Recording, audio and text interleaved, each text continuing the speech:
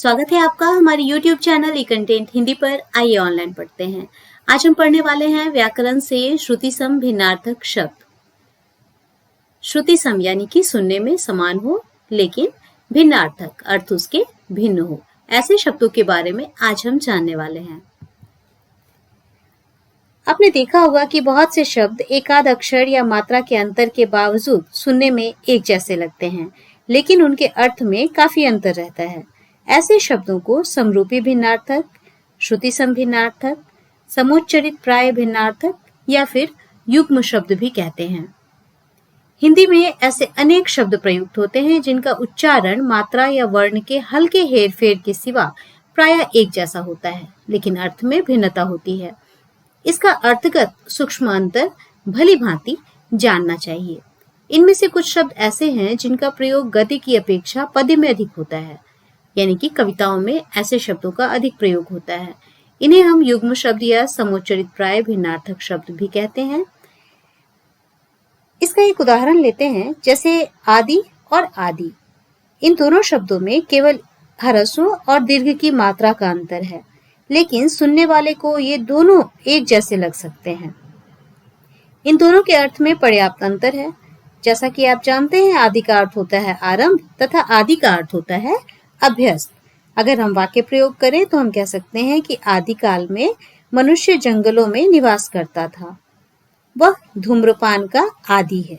तो इस तरह वाक्य प्रयोग से दोनों शब्दों के अर्थ में स्पष्ट भिन्नता दिखाई देती है, लेकिन जब हम उनका उच्चारण सुनते हैं तो सुनने में वे शब्द एक जैसे लगते हैं।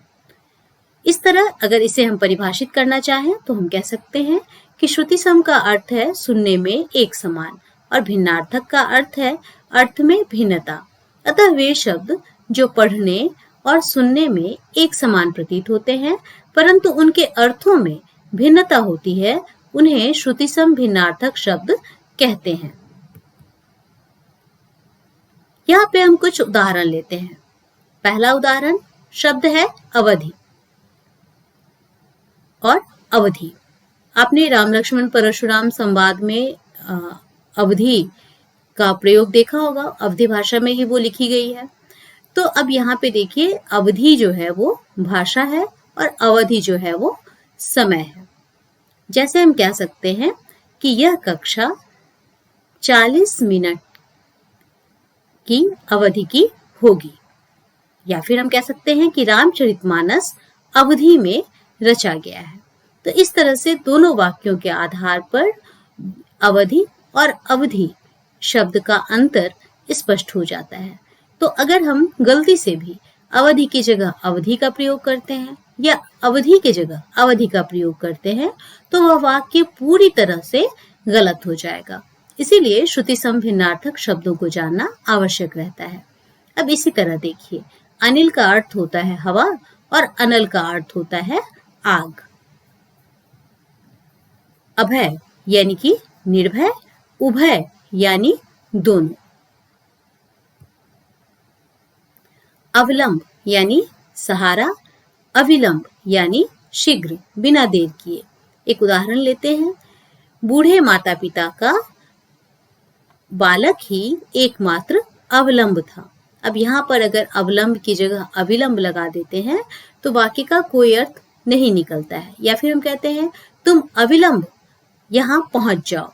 अब इसके जगह अगर हम कहें तुम अवलंब यहाँ पर पहुंच जाओ तो अर्थ में भिन्नता आ जाएगी।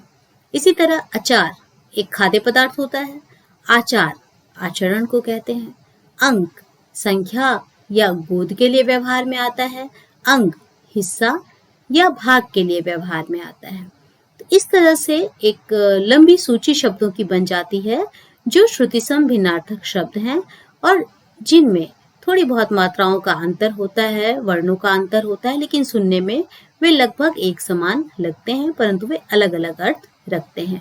इन शब्दों की सूची आपको इस वीडियो के डिस्क्रिप्शन में मिल जाएगी। साथ ही आप हमारे वेबसाइट econtenthindi.org पर जाकर इससे संबंधित कुछ कार्यपत्रक भी हल कर सकते हैं। उम्मीद है इस वीडियो से आप श्रुति सम भिन्नार्थक शब्द को समझ पाए होंगे। धन्यवाद।